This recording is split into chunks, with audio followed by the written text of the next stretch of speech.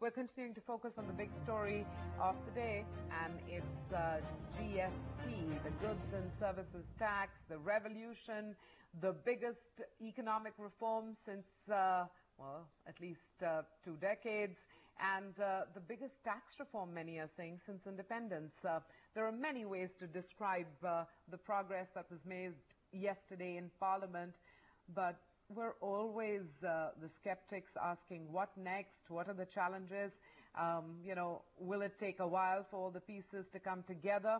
That's why I'm very pleased to welcome Mahesh Jaising, partner BMR and Associates. Mahesh, good afternoon. Thanks very much for joining us. And I wasn't intending to imply that you're going to be skeptical about what happens next. I was just saying I tend to be. There's been great celebration now, okay, let's get down to some real work. And there is a fair bit of work, isn't there? Which is why I'm going to allow you to, take note of this moment, and then we'll talk about the next steps. So, it's made it through the Rajya Sabha. It has, and I think, like you said, the most historical tax reform since independence. So now that we've crossed the hurdle, what next is really the big question. I think there are two parts to what's next. One is on the legislative front. There are a few steps to be moving forward in terms of the Constitution bill getting the formal approval from the Lok Sabha and thereafter 50% of the states ratifying it. I think businesses are more interested to know that it seems to be that the next few steps are more on autopilot mode. They would happen. We don't really expect any big surprises. And as we had spoken a month ago in terms of the model GST law, that's something that will now need a far more fine-tuning, and that's the one that from a legislative process the government is working on to stitch that together to a stage that will indeed be the GST law, which will have the meat of the details of GST. So, that's why it's a good moment to actually talk about the nature of the fine-tuning that's needed, And, I don't at all want to take away from the landmark moment achieved yesterday, but like I said, I am keen to move on. So let's talk about the model GST law. I know we talked about it in great length in our last series of conversations a month ago, but business is interested in the model GST law and what shape it finally takes. What are the key sort of questions or unanswered aspects of the model GST law? I think what worries me and goes back to, like you started off with a bit of skepticism in terms of how businesses, particularly in the services sector, will be able to gear themselves up by April 2017. Because while the model GST law does lay down a place of supply rules as to where a contract needs to be, subjected to a tax for services. So let's not forget that the key change is that services will now get taxed at a state level.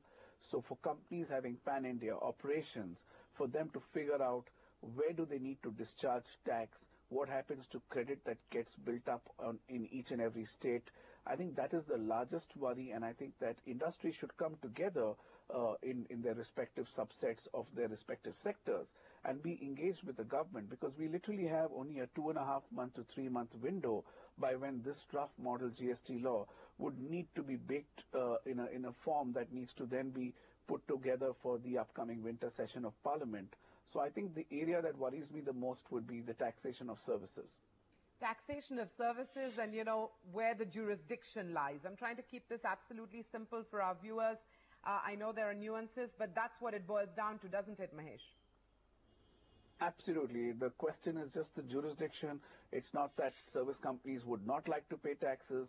They just don't want a situation where they'll end up paying tax in state A, but state B coming and saying, hey, you should have paid the taxes here, and that resulting in years of litigation to come. I think all that industry wants is clarity as to which jurisdiction they need to pay tax. And of course, comes with that the baggage of actually going back to the drawing board and getting to an implementation stage of being able to split their contracts, raise separate invoices, and so on and so forth. But they are stuck at the first stage itself, where clarity is still awaited on the jurisdiction front. Okay, I know I'm sticking too long on one point, but can you just give an example that will help our viewers really absorb this? Like, take an example, any service provider today, and, you know, the destination of their services is multiple, and therefore the question marks it raises? So let's take an IT company headquartered in Bangalore, having a 100 crore contract with a telecom company having its registered office in Gurgaon. And this contract is for ERP implementation of a software, and the work is done by the IT company, by their folks and their team members in Bangalore and, say, in Pune as well as Chennai. So you've got 3 locations where the service activity is happening, and it's possibly happening to 3 to 4 locations of the customer as well. But as things stand under the current law, it's very simple that on this 100 crore contract, all that the company has to do currently is discharge a service tax on the 100 crores.